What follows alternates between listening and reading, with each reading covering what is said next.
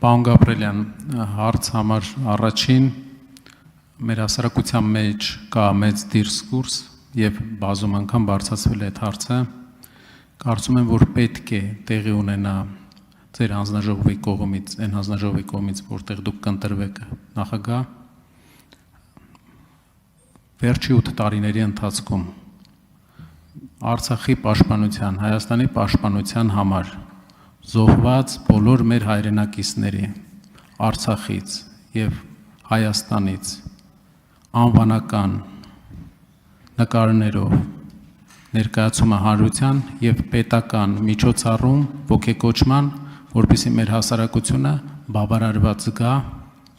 իրեն այս հարցով։ Շնորհակալություն, պարոն Կարապետյան։ Ճիշտն ասած, այդ հարցադրումը, որը վերաբերվում է նրան, որ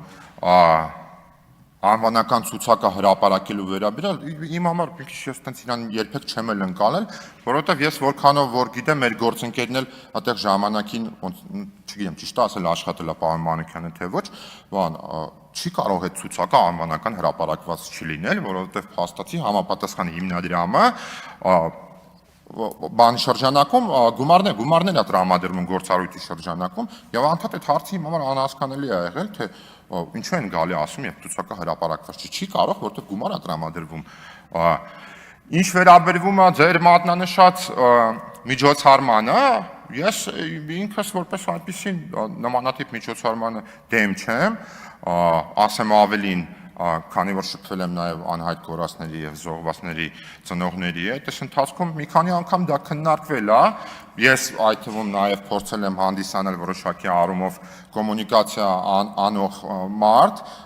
համապատասխան պետական կառույցների եւ զոհվածների ընտանիքների միջև, եւ ես կարծում եմ դա քննարկելի է եւ դա որևիցե բանին վնաս չէ, որ նմանատիպ մի միջոցառում անենք, որը որ իհարկե պետք է տեղի ունենա պետության հովանու ներքո։ Արձագանք։ Խնդիրը նաև Արցախի մեր հայրենակիցների ընդգրկումն է եւ նաև ընդհանուր զոհերի թիվը, հայկական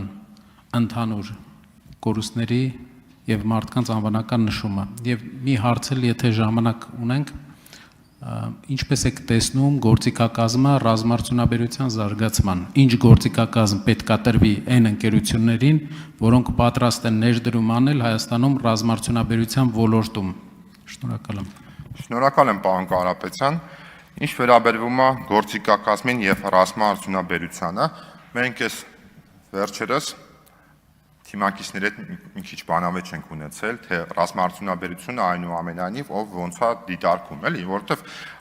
մեր հանրության մեջ, օրինակ, մեծամասնությունը կարծում է, որ ռազմարտունաբերությունը այնուամենայնիվ վերաբերվում է հիմնականում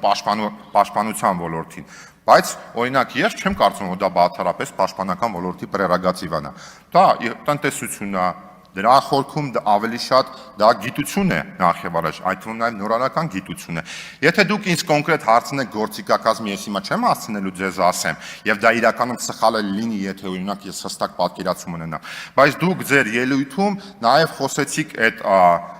big push, ասեցիք, բիզնեսի շրջանակում, ես կարծում եմ այնուամենայնիվ այդ ինձ համար օրինակ հիմնական խնդիրը, որը ես տեսնում եմ պետություն եւ մասնավոր փոխգործակցության մեջտեղում, բավականին մեծ բյուրոկրատական այդ շղթան է եւ կարծում եմ այդ շղթան պետք է ավարտում եմ, պետք է կրճատել, բայց իհարկե նպատակահարմարությունից ելնելով հաշվի առնելով պետական շահերը։